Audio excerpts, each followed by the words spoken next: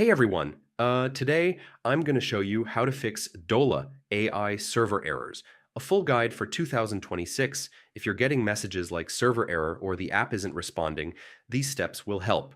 First, check if Dola AI's servers are online. Sometimes the problem isn't on your end. Visit their official status page or social media for any outage updates.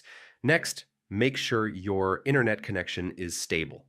Dola AI needs a reliable connection. Restart your router or switch to a wired connection if needed. Then restart your browser or the Dola AI app. Temporary glitches can trigger server errors, and a quick restart often resolves it. Clear your browser cache and cookies and disable unnecessary extensions or VPNs.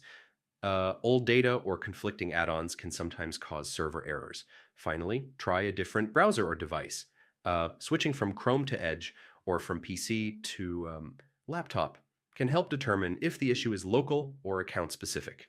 And that's it. Following these steps usually fixes server errors in Dola AI. If it's still not working, contact support. They can check account specific problems. Thanks for watching.